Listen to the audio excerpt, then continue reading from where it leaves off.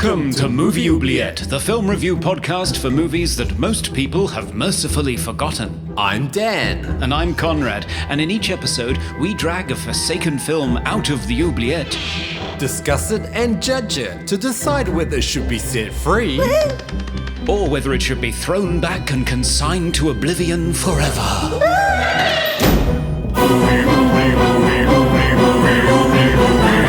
We review the films others tend to forget. Come with us and open up the movie oubliette. Hello listeners, welcome to Movie Oubliette episode 145, the Continental Traversing podcast with me, Dan, having to buy a DVD drive for my computer down here in Melbourne, Australia. And me, Conrad, saving up for a film festival holiday in Cambridge, UK. Ooh, it's always about the films. In this podcast, we discuss forgotten genre films, sci-fi, horror, and fantasy, because we all like unrhythmically traipsing through the desert to avoid sandworms. Yes. Gotta have an irregular rhythm, Dan. Yeah. How are you today, Conrad? I'm a little bit under the weather. I think I've got a cold. I did do a COVID test. It came up negative, so I think it's just a cold. It's that time of year. Yeah. So, film excursion coming up?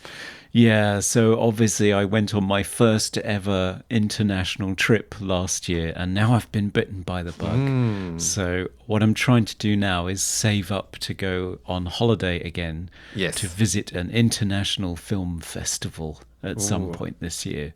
So yeah, but it's not cheap, Dan. Yeah, well, that's travel for you. Yeah, it costs money. That's why people save up to travel. That's what people do. Yeah, that's what I'm doing. So I was lucky. I was hosted by Michael and Melinda of Retro Blasting last time. Yes. Hotels, good grief. They charge a bit, don't they? Yeah. Yeah, well, I've been looking at hotels that have their own little kitchen area so that I can self-cater most of the time. That's very because it's too expensive. Yeah. But yeah. Gets like that. It does get like that.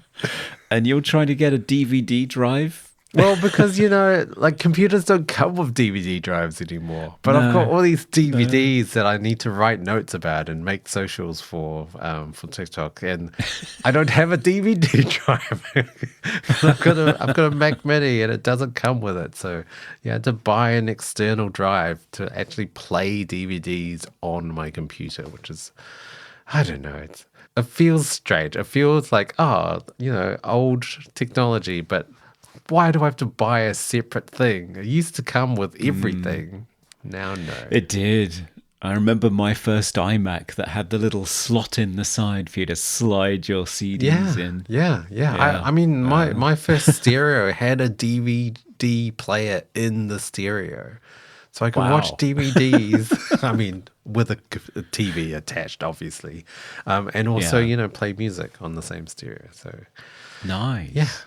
It's good. Yeah, no, that's long gone. I know. My brother, actually, he does a really good business. I shouldn't say this, but he goes on Facebook Marketplace, finds people that are sort of clearing houses or just getting rid of old stuff, and they're selling old stereos, but they're actually really nice ones.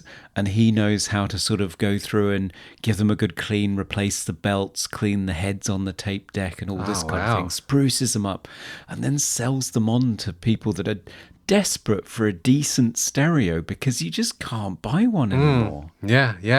Especially one that plays the things that you want it to play, like cassette tapes or CDs or vinyl. Like everything is just Bluetooth now. Like, what if you don't want to cast Spotify from your phone? Yeah, because they haven't got everything. And yeah, it doesn't sound great. I know it's supposed to be perfection, but I don't know. It's all compressed to hell. It's not great all the time. Yeah. It's, the times are changing. They are indeed. So, Conrad, anything in the mailbag today? Well, we had a comment on Jabberwocky from our friend Melinda at Retro Blasting. Oh, yes.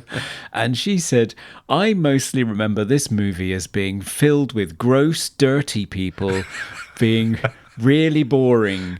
And also that it wasn't really about Alice Through the Looking Glass, Yeah. so I was super unimpressed. Right. Yeah. Yeah. It's definitely got a lot of sort of expectations from people going into watching the movie and not meeting any of those expectations. No. No matter what they are. I know. So Melinda was not impressed and does not wish to return to it, and I'm not surprised. And of course, we heard from Serge of Cold Crash Pictures. Hello, Serge. Hello, Serge. He's got a new video out on dinosaurs at the moment. Oh. His Saurian cinema series. It's really good. Check it out.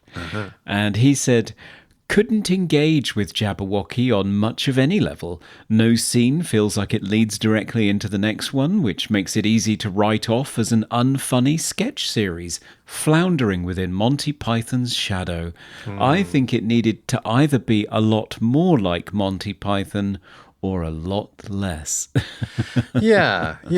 And as he said in a reply tweet, he said that we gave it an extremely fair shake, pointing out its many strengths and the dangers of priming audiences for the wrong movie.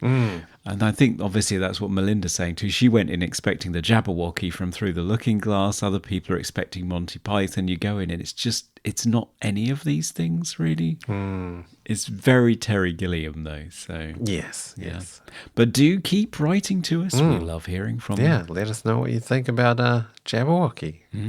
So, Conrad, the movie for today, what is it? Well, let me just walk with an uneven pace over to the Oubliette and find out. It's a very dark room with a strange British lady. Wants me to put my hand in a box. Oh, okay. That seems harmless. Yeah, okay, just slide it in there. Feel a tingling sensation. Feels like I'm burning. Oh, Are you okay, Conrad? no, my skin's blistering and falling off. Take it out. The pain! Oh, okay, I've taken it out and I'm holding a copy of Dune by David Lynch. Okay. Come back with it. Oh, tell me if you're home well, Lucy. Right. Yes, so I am indeed holding a copy of Dune, the adaptation of the very famous Frank Herbert novel, which, of course, is now in cinemas in Part 2 form from Denis Villeneuve, but this is the first attempt to adapt it for the big screen, written and directed by David Lynch. It's 40 years old this year, amazingly. Yeah. Yeah. And it stars, take a deep breath, Yes.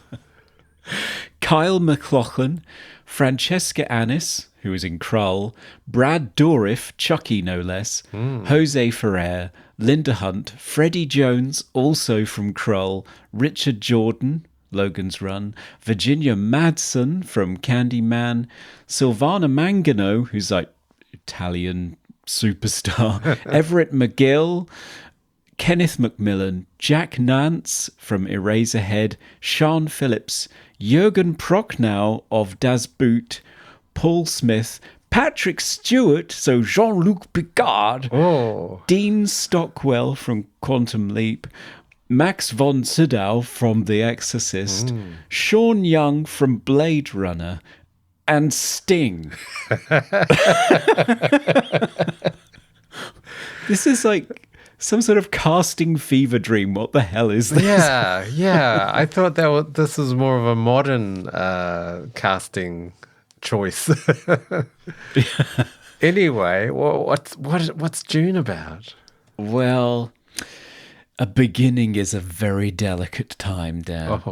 Know then that it is the year 10,191. But the human race has apparently learned nothing. There's an evil emperor who's scheming to eliminate a more handsome political rival, Duke Leto Atreides. There's a huge military-industrial complex exploiting one planet's natural resources, the all-powerful spice on Dune, while subjugating its indigenous people, the Fremen. And there are jealous, fat, strangely orange, disturbingly incestuous people called the Harkonnens, who want to win back power by cheating and killing everyone. After his father is betrayed and murdered, will Paul Atreides avenge Duke Leto, unite the Fremen, harness the gargantuan sandworms who roam the deep desert, successfully survive drinking the powerful water of life, unlike any man before him, and prove he's the prophesied chosen one, the Kwisatz Haderach? Well, of course he will. Otherwise, what kind of hero's journey epic space opera would this be? But will it be full of David Lynchian weirdness, unnecessary vocoder weaponry, fighting in jello, and interminable whispering? Find out after the break. Yes, that is a lot of questions that should be answered. Indeed. Let's give it a try.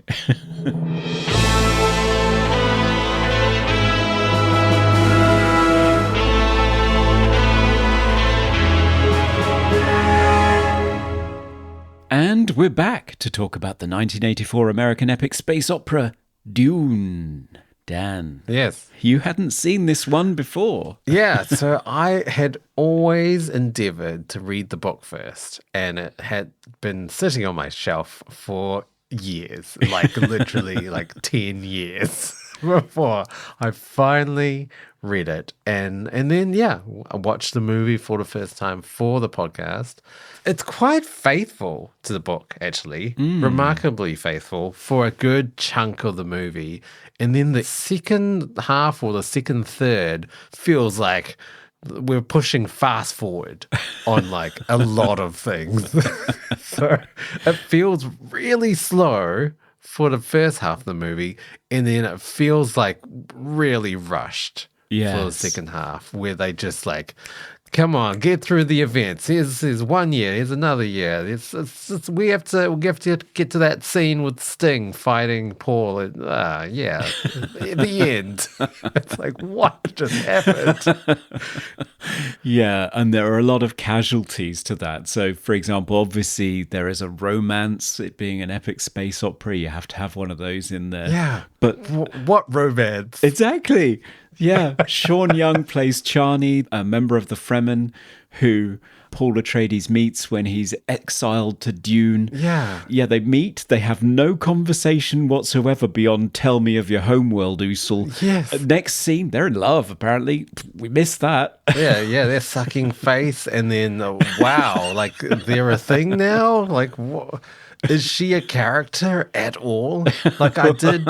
The main thing I was annoyed with the adaptation was just the lack of any character development for anyone. Yeah. Especially having really famous actors play characters. Like Max von Sydow playing Dr. Kynes. He's in it for like, 5 minutes?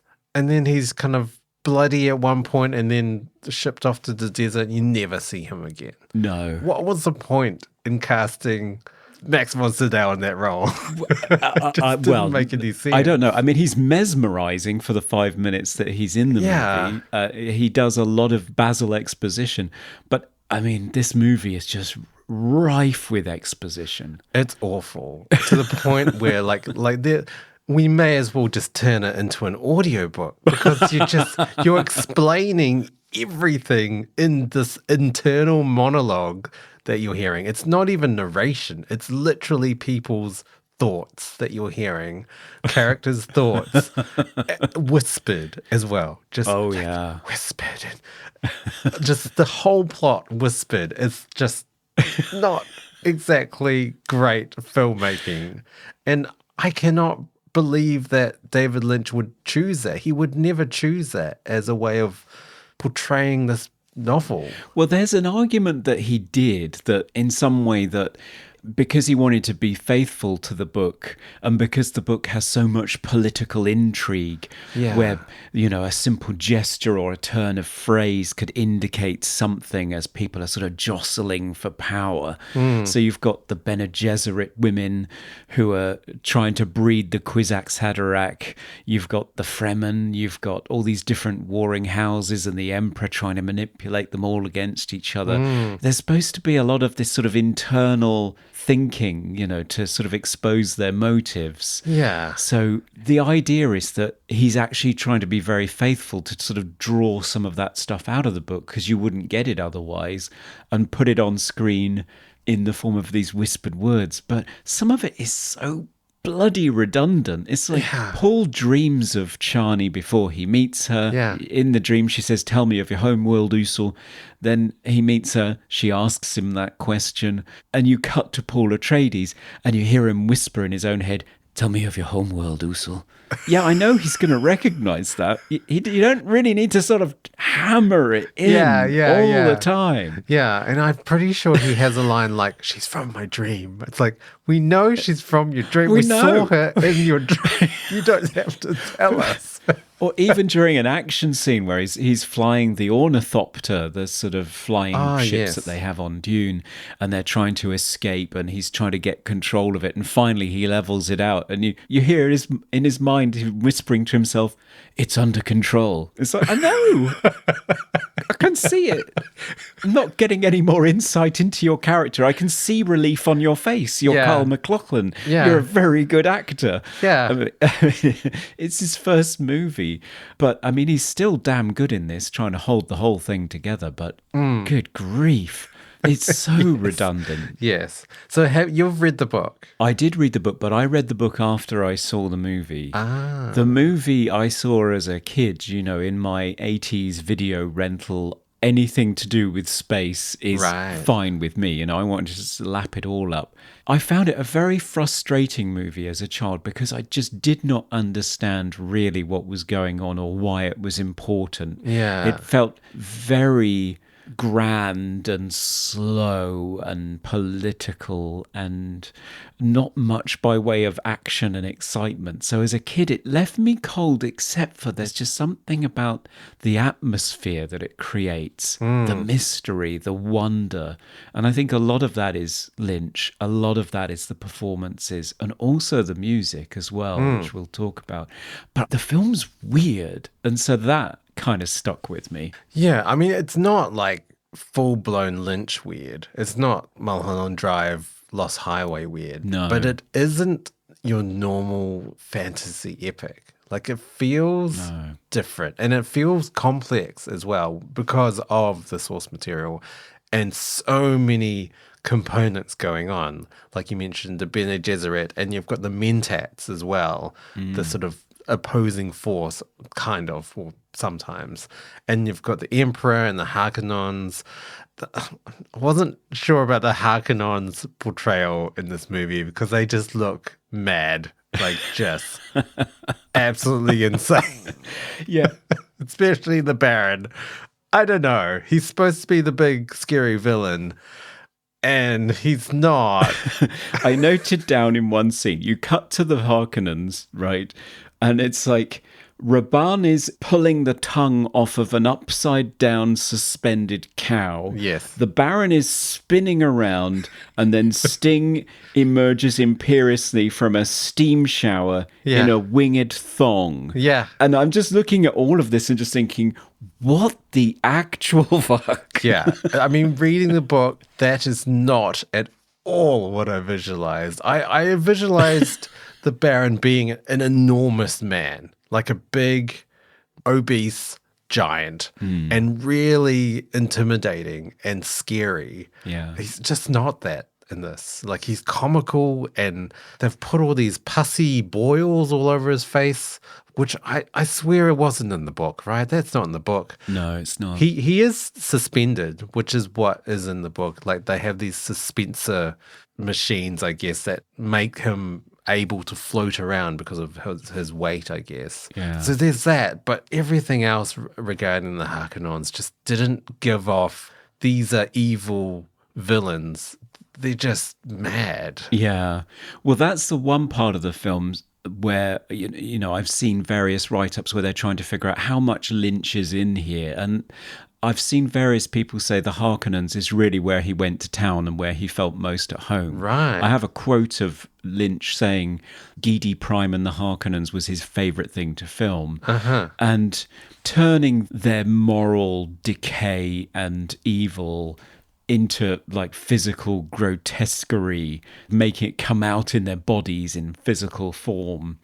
So it's not surprising that he would visualize the Harkonnens in this way. Yeah. But it does, you're right, it undermines them because they're just hilarious. They look like a bunch of bungling idiots. Yeah. And very grotesque, just covered in muck and spit and food and sweat. And it's just, yeah, I mean, I guess it's that sort of, we want to hate these disgusting people, I guess. Yeah. But yeah, it's not the same malicious evil that you get in the book.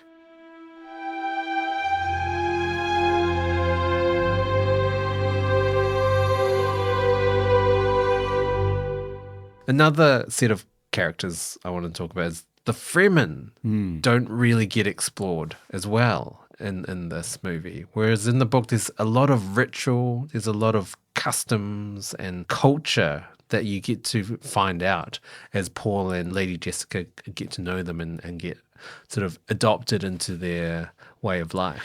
Yeah, they're very much portrayed as indigenous people who are very serious, that have a faith, certainly have completely adapted to the environment that they live in and know how to work in harmony with it. Yeah. So it's drawing on themes of indigenous people everywhere, so even the Americas. But obviously the thing that people are mostly thinking about, because of the parallels between the spice in hot desert regions and oil and Middle Eastern people, from which Herbert drew much of the language, the words and the sound of the words, even if they're not literal translations. So yeah, it's drawing on those influences as a sort of visual shortcut in the movie. Yeah. But that's all you get, really. It's not delved into in the detail that you have in terms of the rich culture that's in the book. Yeah. I mean, it's a lot of book as well. It's a bit of a doorstop. Yeah. Like, I do feel like the newer remake was a good choice to split it into two movies. Normally I hate that, but I kind of feel like it was needed for this sort of adaptation. There's just so much. And they did film a lot for the Lynch version, which they just had to cut down and cut down and cut down. And that's what, I mean, for me, that's the reason why there's so much whispered narration / internal monologue, just to bridge all the cuts that they made. There's quite a few scenes that they cut out that I wish they'd kept in. Yeah. So when Paul and Lady Jessica first meet the Fremen, there's a character, Jamis, who has a bit of a beef with Paul, because Paul is able to overcome Jamis, and Jamis has he's a bit sore about that. So he challenges him to this fight to the death that they have in the Fremen culture. And they do have a fight, and it is to the death. Like, I think Paul in the book doesn't want to kill him, but it's custom. Like, you can't not kill your opponent. So he does end up killing him. And that scene is really important in terms of establishing Paul as someone that the Fremen would admire, because they really just take him in the movie for no reason and treat him like a god for no reason at all. And I feel like that scene, if they'd kept it in, because they did film it and it's in the extended version, I think it would have made more sense if they'd kept that in. Certain parts of the extended version, which I know David Lynch hates, and it's an Alan Smithy production, that I wish they had kept in. Yeah, you're right. I mean, Herbert himself said that the film was a visual feast, and said that it was, quote, true to the book, even though most of it stayed on the cutting room floor.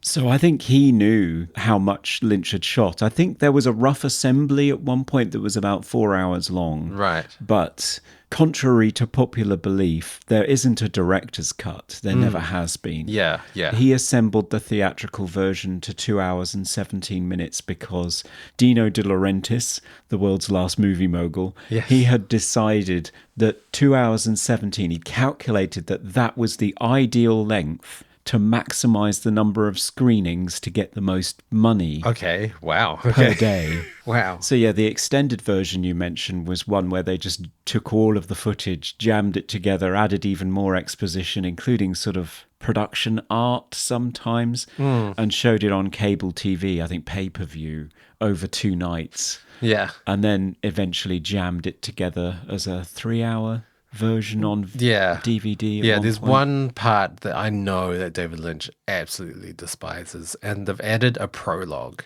into it. And it's just a huge explanation into the backstory of Dune first as a planet and all the people, and then also the Bene Gesserit and the Mentat, the Guild.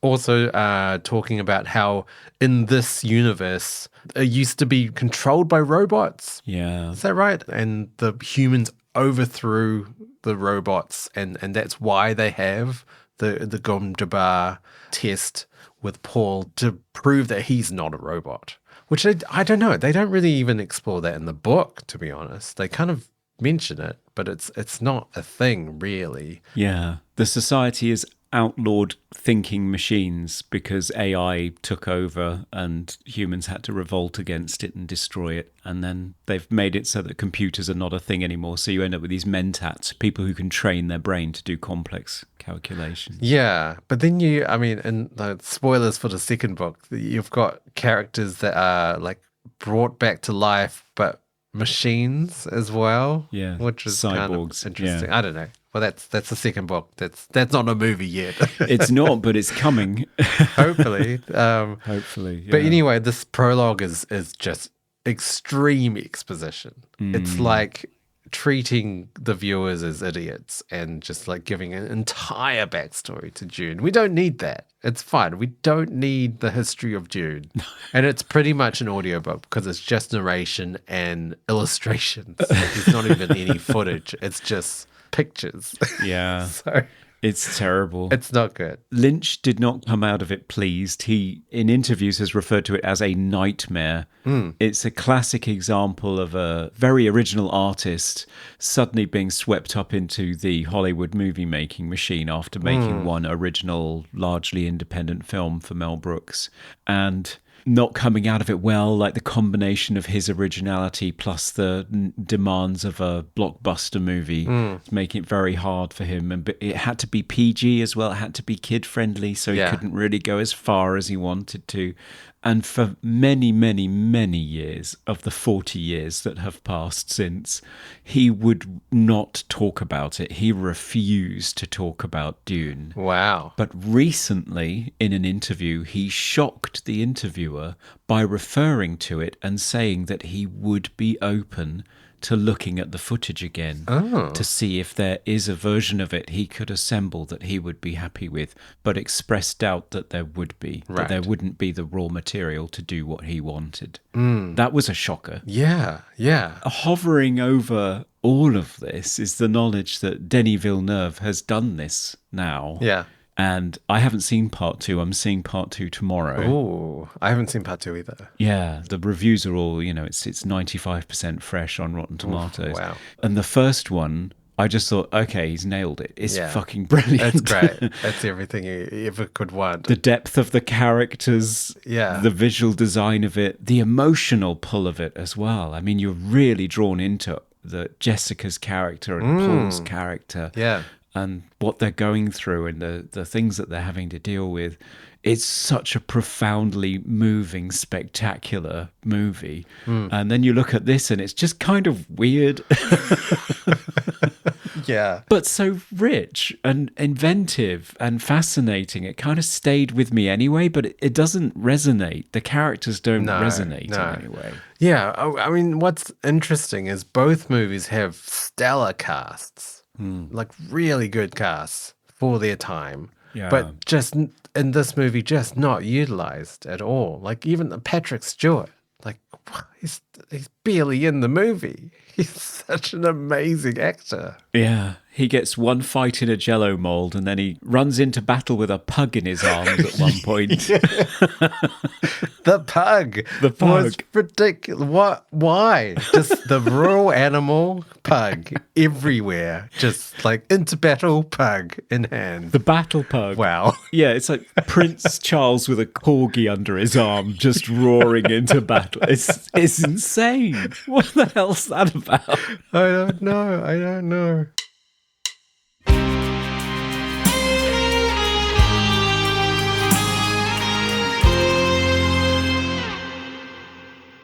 I did feel like there was a lot of wasted opportunities with some of these characters. So Fade's character, Sting, nothing. He's a nothing character. He has like 3 lines in the movie. One of those lines is just, I will kill you. Yeah. Just repeat it. I will kill him.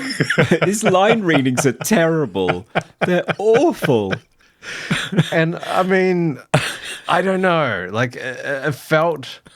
Did it feel very homoerotic to you? Oh, yeah. Just like every scene, he's just glistening. A glistening specimen of man posing as well. Well, yeah, I mean, and as I said, there's the incestuous thing with the Baron as well. I mean, he's clearly got the hots for, I think it's his nephew, isn't it? Yeah. But I mean, the whole gay people equals evil was in the book, so we can't really blame Lynch for that, because in the book, the Baron asks for a young man that they've abducted to be delivered to him suitably drugged so that he can rape him without too much effort because he's tired. Yeah, the Baron was evil in the book. He kills people at the blink of an eye. He doesn't care. Well, he does it in this movie too. Like, he rips out the heart plug from a twink in plastic. Was that in the book? No. The heart plug wasn't in the book. I don't think so. Yeah, I don't remember that. No. So I feel like Fade's character was more interesting in the book. Like, he was definitely a, sort of like your typical, almost like mopey teenager. Yeah. The Baron wanted to eventually, give all of his sort of inheritance and glory to Fade. But Fade just doesn't give a shit. Like, he's just like, whatever, uncle, I don't care. And he's also in all of these sort of gladiatorial fights where he cheats as well. Yeah. Like, he puts poison on his weapons and he's winning, but he's cheating. And so having that big fight at the end with him and Paul, and he's still cheating, he's got that hidden blade, that comes out of nowhere in the movie. But there's more explanation behind it and how he wants to win, but he wants to win the easiest way possible without actually earning it. That is a shame. I mean, Sting, in fairness, apparently he was asked by somebody who was working on the production, why are you doing this? You're riding high in the pop charts. Why do you want to be in movies? And why in such a small role? Yeah. And he said that he just wanted to test himself. Right. So he didn't want to lead a movie. Yeah. He just wanted to try it to see what he was capable of. And I'm sorry, Sting, the answer is nothing. You suck in this movie. Yeah. I mean, he's not given a lot to do. No. But yeah, he does. He does kind of suck. Yeah. There's another part of the book I want to quickly mention is so the planet Dune, it's got the spice, and it was occupied by the Harkonnens, but the Emperor's sent them off, and they've sent the Atreides onto Dune to sort of manage the spice trade. But there is also a secret plot where the Harkonnens are going to come and invade Dune and take over the Atreides again. I don't really understand. Like, the Harkonnens were there I mean, I guess it's to kill Duke Leto. Yeah, it's because the Emperor wants to get rid of Leto because he's more popular than the Emperor is, so he's worried about it. So he's just using the Harkonnens to get rid of him. Yeah, so they have this secret plot where they're using Dr. Yui as their sort of traitor to let the Harkonnens in to turn off the shield. But they also put this red herring, I guess, where they framed Lady Jessica as being the traitor. Oh, yeah. And there's like a leak to Duke Leto that actually Lady Jessica is doing secret things and is in cahoots with the Harkonnens, and then he questions whether she is or she isn't. And that's really interesting that they don't put in the movie whatsoever. And also that's how the character Thufir, played by Freddie Jones, he thinks Lady Jessica has killed Duke Leto and has betrayed the family. And that's why he kind of joins the Harkonnens as their sort of mentat, their new mentat. That's right, because she's his daughter, isn't she? She's the Baron's daughter. Yeah, that's right. There's a big twist. So it ends up that Paul is actually half Harkonnen. It's really interesting. So all of that, not in a movie. No. Lady Jessica in the book is my favorite character. Yeah. She is like unstoppable. She is a highly skilled fighter. She can disarm anyone. She has the voice, which is this power that these people have, the Atreides seem to learn, where they put on this voice where they can control, like pretty much mind control people into doing things, like the Jedi mind trick sort of thing. There's a bit of the Force in there. Yeah. So she can do that flawlessly. She can control anyone with her voice, literally with her voice. And also the Bene Gesserit, which she's part of, they're trained to know when someone's lying. So they're very, very keen. They have a very keen eye on facial cues or tics or anything. So no one can lie or get away with anything with Lady Jessica. No. She is just unstoppable force. But she's just nothing in this movie. No. She just doesn't do a thing. No, she doesn't. I mean, pretty much from the point where after the Harkonnens have come back and destroyed everything, killed Duke Leto, and they're forced out into exile in the desert, he just starts ordering his mother around. Yeah. She Jedi senses that Leto is dead and sort of screams, "He's dead!" Yeah. And then becomes just worthless for the rest of the movie. Yeah. Apart from drinking the water of life, becoming the Fremen's new Reverend Mother, and giving birth to Paul's younger sister, who unfortunately has been changed by the water of life and is now also a Reverend Mother at an unnaturally young age. It was quite strange in the book. So the sister Alia, she's pretty much has the intelligence of a grown woman as a baby. Yeah. Which is, it's quite a strange concept to grasp in the book. So she's, it flicks forward like 2 or 3 years in the book, and she's just like a little toddler walking around talking like a 40-year-old. Yeah. Which is bizarre. It is, yeah. And she's creepy as hell in this movie, played by Alicia Witt. Yeah. I think she was 9, maybe 8 or 9 when they made the movie. I think she's dubbed by somebody else. Yeah, I think she is. She's creepy as anything. Yeah. I mean, it's creepy. All the Fremen are creepy as well because of the blue on blue eyes. Is that what they call it in the book?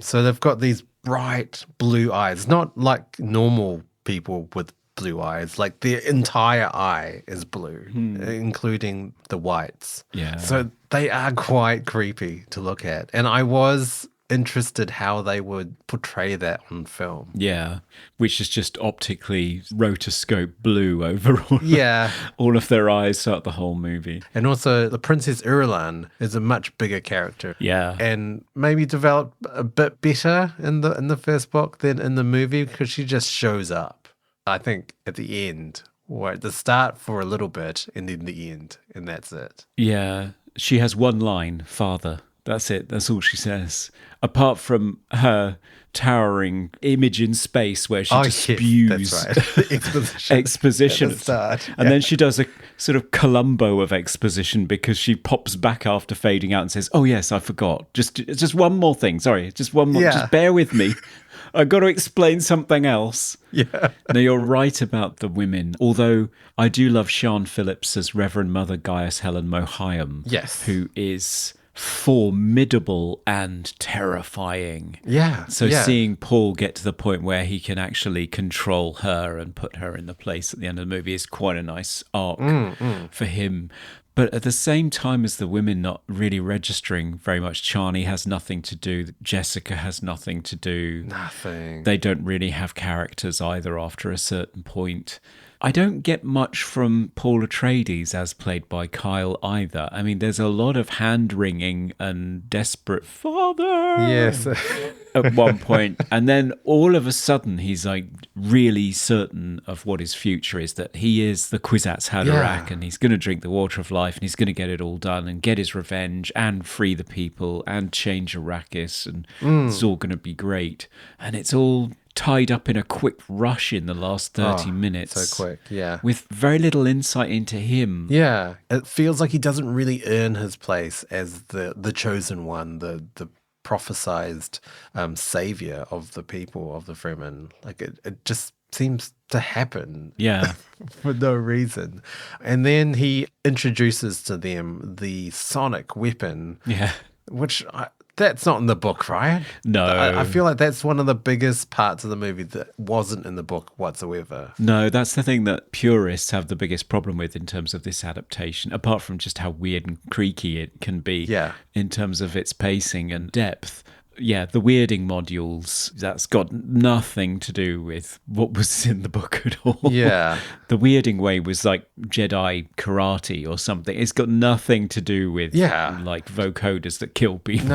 No, because it made the battle scenes a little bit funny. Yeah. Because they're pretty much like throat singing like beams out and everything's exploding. It just wasn't... I didn't give the effect I think they were going for. No, it doesn't. It's a bit silly. It is Lynch's invention. It's his contribution to it. He wanted to visualize this ability, this Bene Gesserit trained fighting technique that he brings to the Fremen. He wanted to visualize it in some way as a technology, which purists feel is kind of anathema to what Herbert was going for in terms of the relationship with this culture and technology. I don't know about that so much. Yeah. I don't mind it. I quite like what he gets out of it, like that scene where somebody says Muad'Dib, which is his Fremen name. Yeah. And it sets off his weirding module. So they say, ooh, even your name is a killing word. And that's interesting. Because that ties into something that you lose in this version. Because at the end, it's quick voiceover. He is the Kwisatz Haderach. Yeah. He makes it rain, changes the ecology of Dune. Yes. It's all great. Roll credits, Toto song. Yes. And that completely misses the point that you're going to get in Dune Messiah, which is that we really need to examine this hero's journey and how this can go horribly wrong when a sort of religious fervor and a cult of personality builds up around one man. And what the consequences of that can be when it gets out of his control and turns into a crusade. That's what Herbert was going for. But this movie is just like, yep, neat bow, all good. Yeah, because you find out in the book that Paul isn't really the hero. No. Well, I mean, he is, but then he doesn't really turn out to be the man they all thought he was. Or it's one of those universes where, you know, you can never have a happy ending. No one's going to be happy with, like, the leader of whatever. No. Now it's time for Random Trivia. So, Dan, what fabulous piece of trivia did you lure out of the desert with your thumper today? Did you know in New Zealand there is a heavy rock band with a name inspired by the movie Dune? No. This is a quote from Tom Larkin, the drummer of the band. He said, "When we were 15, we were all into the sci-fi movie Dune. See, Dune uses all these Arabic words throughout the movie, and the end battle is a jihad. We were stupid and thought it would be a great name for a band, so we called ourselves Shihad." So she had a pretty big band in New Zealand, massive in the 90s and early 2000s, still going on. But 9/11 happened and the band wanted to sort of break out into the international music scene, and they didn't really want to be associated with jihad and anything to do with terrorism. So they had to change their name to Pacifier between 2002 and 2004 to avoid any of that, because they were doing tours in America and everything and playing concerts, and yeah, probably not great to be associated with an ongoing war. No, it's kind of like poor Corona beer during COVID. They didn't do too well, did they? Yeah. But anyway, yes, the band She Had in New Zealand. I love them. I've seen them like 3 or 4 times live.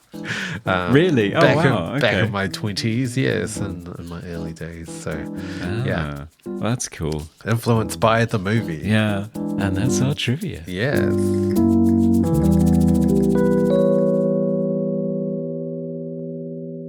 There are a lot of things I liked about the movie. Production design is phenomenal. Yes. Like the sets, I can't even describe. They're just so interesting. They're so intricate. They're like so opulent as well. There's gold in places.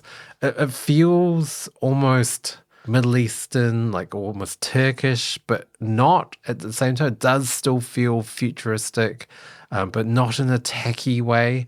Some of the scenes look almost Giga-esque as well.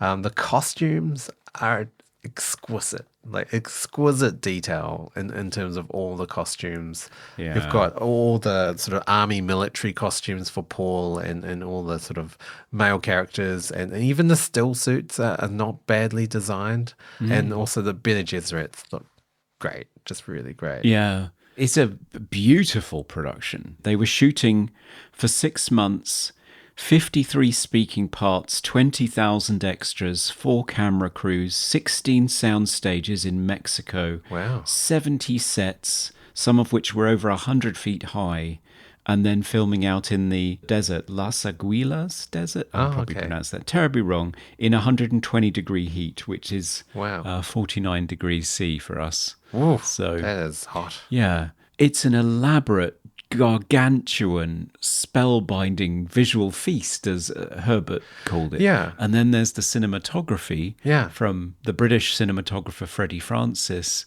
who's won 2 Academy Awards for his work on films like Glory. He started out in Hammer horror movies. He worked with Lynch on Elephant Man, and then later again on The Straight Story. The visuals are just incredible to look at. It does have almost like a timeless look to it. Like it doesn't look 80s at all. No. It doesn't have that ridiculous neon lighting or really stylized lighting. The film, for some reason, that came to mind in how it looks is The King and I from 1956. Right, yeah. I don't know. It's just like a lot of intricate costuming and set design, but that type of almost not bright lighting, but you can see everything. There's not a lot of shadow. No, and I love how baroque it is. It's Yeah. almost like a costume drama for the political intrigue amongst the warring houses. I mean, it's gold, baroque, ornate spaceships. Yeah. You know, it's not Ralph McQuarrie's stripped down, simple, futuristic look that he created for Star Wars. It's like a really weird costume drama in space. Yeah, but it does feel quite lived in as well. It looks quite realistic in terms of its sort of wear and tear, and also the spaceship designs and the ornithopter, the sort of weird helicopter vehicle, like really well designed. It has like, almost like steampunk, but not quite. Like it's almost retro futuristic. Yeah, at the same and very time. Lynchy. I mean, you can tell how much he's had a hand in the visual design of everything that's in the movie, right down to the look of the guild navigators. That weird, like, it looks Yeah. straight out of a Razorhead. This massive, It does. hideous monster in a tank. I mean, that's not in the book at all. I don't know not. where No, he got that from. There is a creature like that in the second book, but from sort of how I visualized it, it was still humanoid in its look. It was a creature, but it did kind of swim around this tank, but it did still have limbs, like arms and legs. It wasn't a big fleshy blob with a anus-like looking mouth. Oh, yeah. Yeah. Well, some people said vaginal as well. It's all a bit Freudian. yes, I think yes, some yes. reviewers who are being a bit unkind about the movie, because it was savaged when it was first released, they said it right. looked like a mutant peanut floating in a tank. I think the effects, I mean, that's created by Carlo Rambaldi, who was Right. kind of the front runner in terms of animatronics back then. He did E.T. and versions of the Alien where the jaws had to come out. So Carlo Rambaldi was who you went to if you wanted to do this kind of stuff. Right. And I think everything that's being shot practically on set looks great. Yes. The effects, on the other hand, the visual post-production effects, Yeah. like the matting and so on, Yeah. Not good. it's all dog shit. Yeah, it's not good. And it's all sort of the second half of the movie as well. So all the scenes where they're riding the sandworms, kind of hilarious. Yeah. Like quite bad. Yeah. Quite bad. And to the point where it looks like TV quality sort of optical effects. Like you're a lot of double exposure. They've just put like fog double exposure on everything, and it just, you can't see what's going on. He gets on the worm and suddenly it's nighttime for some reason, when the previous like shot was complete daytime in the desert. Like, it just doesn't make any sense. No, I think that might be a victim of the editing.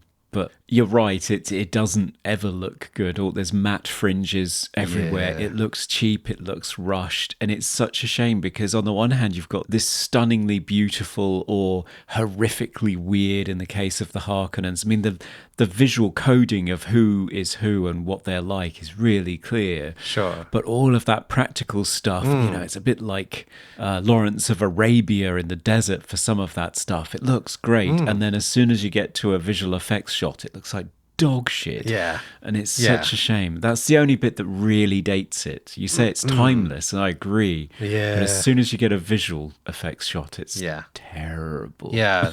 And some of the battle scenes towards the end, you've got these guns shooting projectile, these explosions happening on the sandworms, but they just look like video game quality explosions. The sort of thing you would see in, like, I don't know, Doom or something. It just wasn't cutting it. No, it wasn't. I have a feeling that the original special effects people, I think John Dykstra was supposed to be doing it, who's a former member of ILM and created the motion control multi-pass optical compositing approach.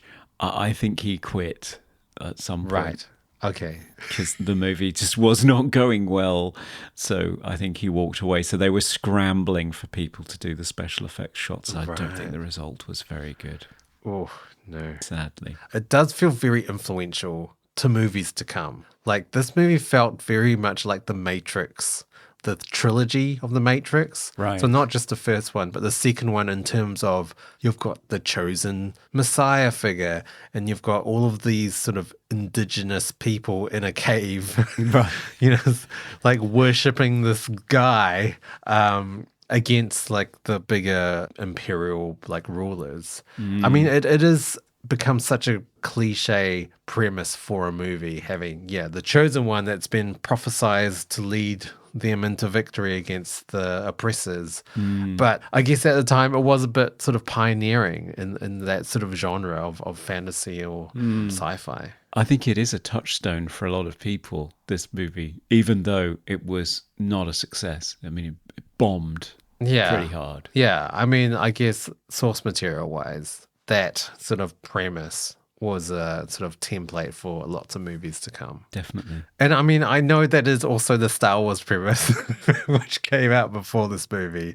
But I don't know. Star Wars feels much more, like space opera-y. This feels much more where we are set on a planet. This is the planet's sort of uprising of a rebellion against the oppressors, as opposed to deep space, Yeah, this feels more serious for sure. This does feel like Game of Thrones in space, like you say, rather than whiz-bang excitement and adventure. Yeah. This is much more serious. Yeah, exactly. Yeah. Yeah. One thing we should quickly touch on before we finish, the music by Toto. Yeah. Can you hear the drums in Africa?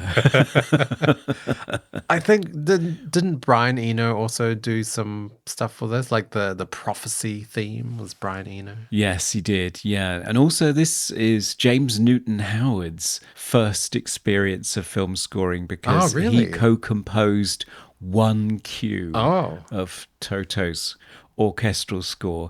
Now, Toto he used pretty much as a joke. I mean, I kind of did it there, where you're sort of like, and music by Toto, and it's silly, it's funny, but, these are classically trained musicians. They're a super group. Yeah. There's nothing weird about this. Danny Elfman came from the Mystic Knights of Oingo Boingo. He was a rock star before he started composing movies, and now he's got, armfuls of awards and is well loved by both of us. So there's nothing really bad about that. And actually, I think the music is pretty damn good. What Lynch asked for was low, slow, and momentous. He was saying Shostakovich. That's what he wanted. Right. I think that's what he got. I think the music's good. I mean, when I saw Toto in the credits, I was expecting 80s cheese. Yes. Which it is sometimes. Yeah.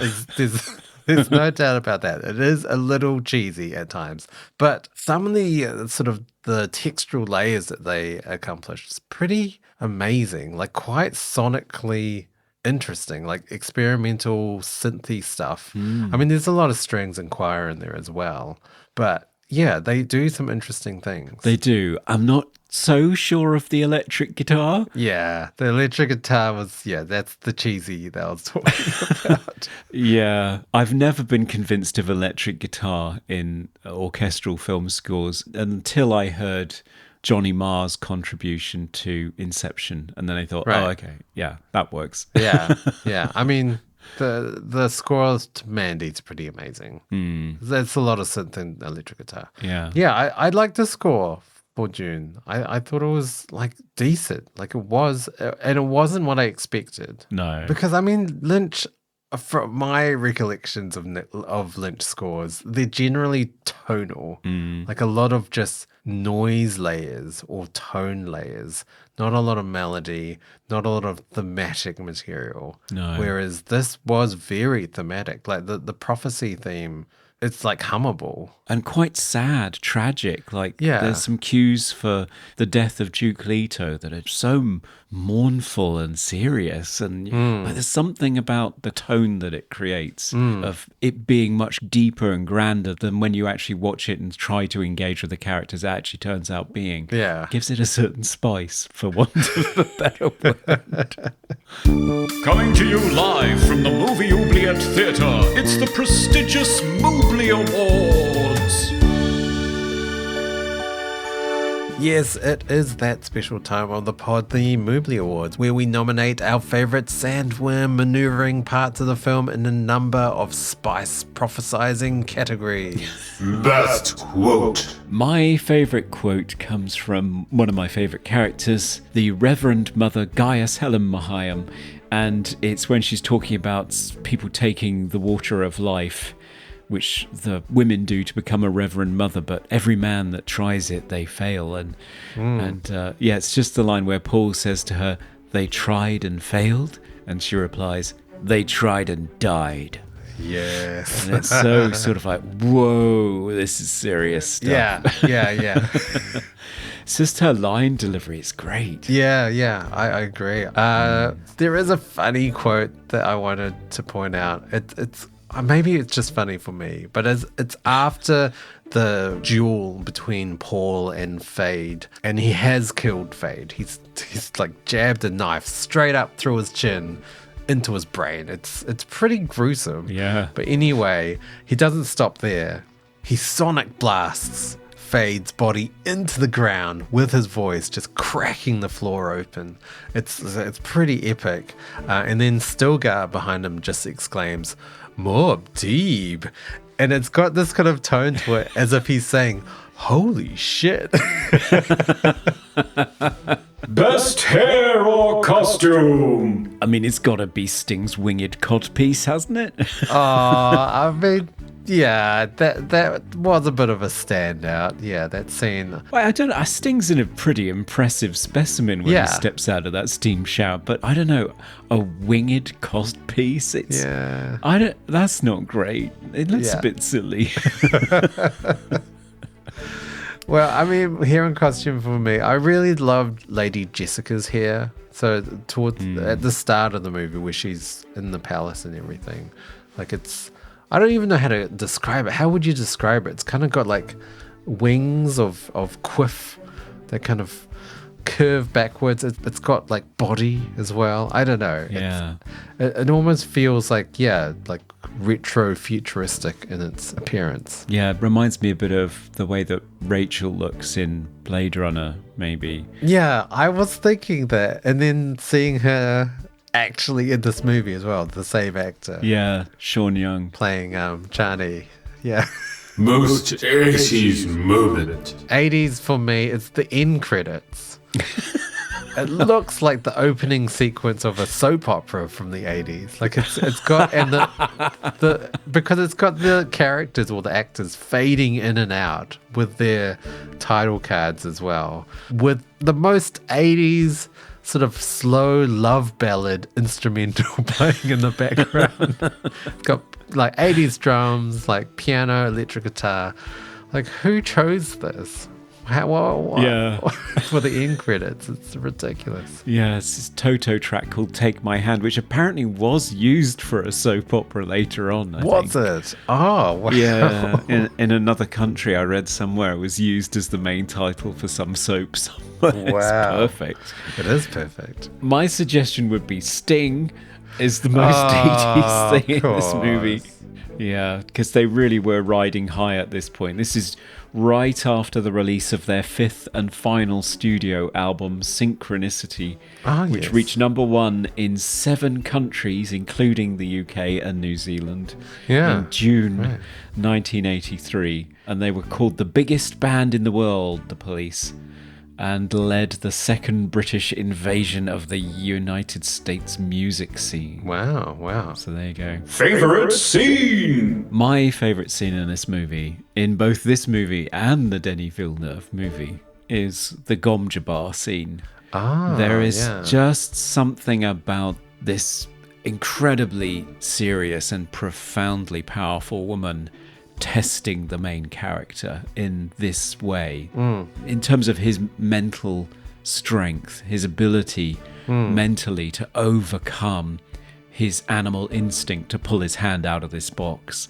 Something about it I've always found just fascinating and riveting and really powerful to watch, both with Sean Phillips and with Carl McLachlan doing it, and also with Timothée Chalamet and Charlotte Rampling in the Villeneuve movie. Both incredibly powerful and potent scenes. I don't know, just love it. Favorite scene for me would be the hunter-seeker scene. So this is Paul. He's in his chamber, and he's just had spice for some reason. He's taken some spice. It looks like gum in this movie. I don't know why, but it just looks like a stick of gum that he just pops in his mouth. Anyway, out of the corner of his eye, this little device or like a machine thing, it's tiny. It's like the size of, I don't know, a battery or something, pops out from the wall, and it's a hunter-seeker. It's been programmed to kill him, to assassinate him. And it's such a great sort of tense moment in the scene where the hunter-seeker is just slowly kind of floating across the room, trying to find him, but he's trying to stay very, very still so that it doesn't detect he's in the room. Yeah, it's just really well built in terms of suspense and pacing. And also, like, when I watched the behind the scenes about it, they had to use the thinnest wire because it's obviously not floating, it's all practical effects, so it's on a string. They had to use a wire made out of tungsten. It's the thinnest wire that they could find. And they had to matte painted it so that it wouldn't reflect. So you wouldn't actually see the wire reflecting back. So it's, I don't know. It's just a really well executed practical effect. Yeah, you can't see the wires at all. It's very, very well shot. Most cliche moment. My biggest cliche in this movie, evil people abuse animals. And in particular, I'm focusing on the scene where they give Thufir Hawat a cat to milk. Yeah. In order to act as an antidote to the poison they've given him. And then when you get a close up of it, there's a Siamese cat strapped up in a box in a very uncomfortable position with a rat taped to it. Yeah. I don't know. What the hell's that about? I don't know. Yeah. That was a confusing scene for me. That's David Lynch again, I think. If there's a cat strapped to a rat, it's David Lynch, surely. Best special effect. My favourite special effects in this movie are all of the practical ones, but in particular, the miniatures by a man named Emilio Ruiz del Rio, who creates, instead of matte paintings, he creates these incredibly detailed miniatures and puts them in the foreground in front of the camera.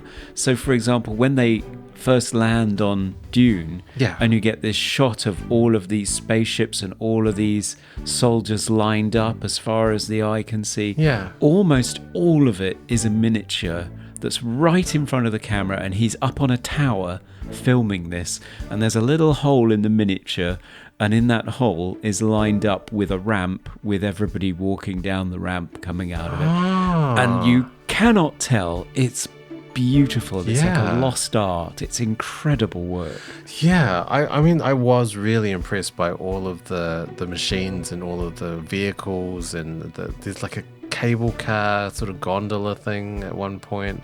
Like, it looks amazing. Yeah, it's great stuff, all the practical stuff they're doing.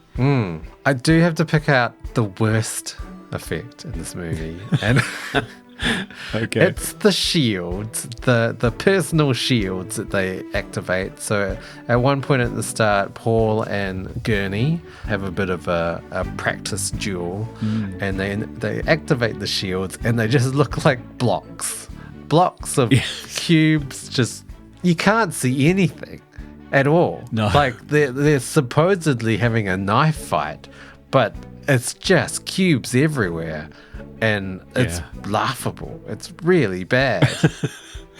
It's visually distinct, though. It is. There's never been anything like it before or Yeah. after on cinema. Yeah. And it's quite interesting. The Corridor crew, I don't know if you follow them on YouTube, the special effects guys. I've seen a few of their videos. Yeah, they did one where they talked about how this effect was created, and they try to recreate it digitally now, and they find it really hard. But they're talking just in awe at how somebody had to cut pieces of film physically and then defocus it and like build a box out of defocused bits of film and animate it one frame at a time for every single shot in that scene. And it's painstaking, weird visual thing, but looks like dog shit and you can't see what's going on. Yeah, you can't see what's going on. It's distinct, and it was achieved through quite a laborious process. Yeah. Favorite sound effect. I think the easy one to pick would be the voice. I wouldn't say it's the best sound effect. I mean, it works, but they kind of just sound like monsters when they use the voice to mind control people. I don't know. It kind of takes me out of it. Well, that was my pick. It's really weird, and the bit that I really like is there's like a slowed down, synthesized version of it that sort of echoes afterwards and lingers. So she'll say, "Come here," and then later on you'll just hear, "Come." Yeah, that's true. Most funniest moment. The funniest moment in the movie for me comes courtesy of Brad Dourif as Piter, and it's the famous scene where the Duke is given a false tooth full of poison gas, which Dr. Yui is hoping he will chomp down on and blow in the face of the Baron, and thereby kill him and get his revenge for murdering Yui's wife. And he gets confused and he actually blows it in the face of Piter instead. And Brad Dourif's reaction to being poisoned is just priceless. He just does this one sort of "Wah!" and goes over immediately. Yeah. It's great. It's so Brad Dourif, but just so weird. Funniest moment for me was the Baron's death. So he's killed by Alia. Alia, who's supposed to be a toddler, but she's 9 in this movie. So she pricks him or slices him with a poison needle thumb thing, and he just kind of spins around, and he ends up outside at one point, and then he gets swallowed by a worm. But the whole scene just cracked me up. It was so funny. It's utterly ridiculous, yeah. And especially when he's spinning, because the effect isn't... It's not great. It isn't great. No. Yeah. And that's our Moblies. Yes. Hi, I'm Bernard Rose, the director of Paper House, and you're listening to Movie Oubliette.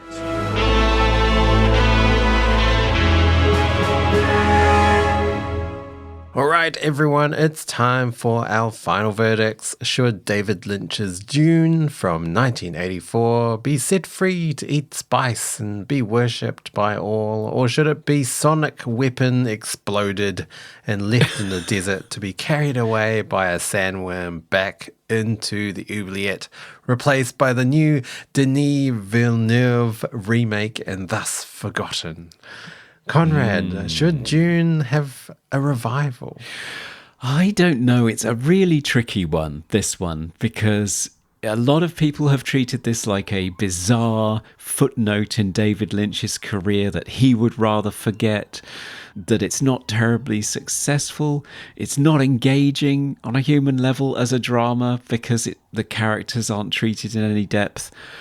But it looks spectacular. It's really memorable and influential. The music is great. There's certain scenes in it that probably due to the source material are just unforgettable and really powerful, like the Gom Jabbar scene. But some of that is because of Lynch's approach to it and the performances he gets from an absolutely stellar cast. Yeah. But I think if I'm really forced to say, do I think this deserves to be out of the Oubliette? I think I'm going to pull a bit of a fast one and say no, because this is not the version that Lynch wanted. So I will say I want to memory hole this one and wait until he's had an opportunity to look at the raw material and see if he can release a version that is his true vision of this movie and maybe isn't ruined by a rushed last third and just endless exposition. So I'm going to say no on the basis that there is a better version of it out there. And I don't just mean the Denis Villeneuve, which is kind of perfect, but never mind. So that's my half-assed attempt to justify my decision. Yeah, I agree. I think this movie does look amazing visually. Like set design, props, like costumes, it's stunning. It really is. The cast do what they can with what they've got. I mean, it is an incredibly underutilized cast as well. You have so many greats in there, just with nothing to do, or just all of their lines just cut out of the movie. So I don't know if people not reading the book or knowing anything about Dune would even understand this movie. And they try so hard to explain it with like whispered exposition. I don't know whether it makes it better. Like it's almost nonsensical at times. Like I watch it with my wife. I'm just constantly pausing and having to explain, oh, they're doing this because of this, because of this, because of this. And the film is really only watchable because I have read the book. So I don't know whether I would recommend this to anyone because it is quite confusing because there's so much they've had to cram in as well. And the stuff that they have filmed, most of it's edited out. So there's not much left. No. So yeah, I would agree. I don't think I would recommend this. And I love Lynch as well. Yeah, and me too. I was so excited. First 40 minutes, I was in. I was like, this is way better than I expected it to be. But then, yeah, the second half, not so much. No, it's a real shame, isn't it? That's why I think there is probably a really great Lynch movie in the raw footage somewhere. Yeah. I don't think this is it. No. I really don't. No. And Villeneuve's is just so bloody good. It's good. It is. Yeah. So it's a no from us, but better check in with our patrons. Hello, Hal. Yes, Conrad. I bet you can guess what time it is. Let me guess. Vote count? Yes, please. They disagreed with you. They want to set it free. Oh, I'm quite surprised by this. Yeah, wow. By an overwhelming majority, 92% to 8%, and a lot of people voted. So Eddie Coulter said, the spice must flow. For all its faults, I still find Lynch's Dune to be a fascinating film that I revisit every other year. Bonus Dune trivia, Lynch was also developing a script for Dune Messiah while working on this film. I would have loved to have seen that. Me too, yeah. So they had a 3-movie deal, I think. They were going to do a trilogy. Wow. Oh, wow. Yeah. Yeah, it didn't happen after it came out and crashed and burned. But yeah. Iconographer says Dune 1984 is like a fever dream to me. I remember growing up and it was always playing on TV on random Saturday afternoons. I would only catch parts of it, so I had no idea what was actually going on. But the showdown between Alia and Baron Harkonnen always terrified and intrigued me. Yeah. I finally watched it in my 40s, and while it has its flaws, I understand the choices they made. Let's ride this sandworm out of the oubliette. Oh, okay. Yeah. Dr. Doggy says, set aside the internal monologues and exposition as clumsy as a man with 17 thumbs. This film has a couple of rather interesting science fiction ideas which weren't in the book, and some scenes which are highly memorable in and of themselves. Leonardo Cimino's pus extraction scene is my own personal highlight. Oh my God. What was going on there? And they finally concludes with, better let this one free, lest its name becomes a killing word. Oh. And finally, Chazilla came up with a fantastic riff on one of Brad Dourif's lines in the film. I am the Asas Haderach. It is by will alone I set Dune 1984 in the DVD player. It is by the extended cut the film acquires its cult status. Studying the film acquires knowledge. With knowledge I must watch again. It is by will alone I set Dune 1984 in motion. Beautifully done, Chazilla. Nice. Yeah. But yeah, everybody loves it. People love its just weird, memorable oddness of it. So I can understand that. Yeah. I mean, for something that came out in the 80s as well, it really doesn't look like an 80s film. Like it does. No. Yeah. For me, it does seem very timeless for the most part. Not all of it, but a lot of it. Yeah, it's distinct and astonishing and just a feast to look at, and weird and powerful in odd ways, but it doesn't work as a narrative or as a drama.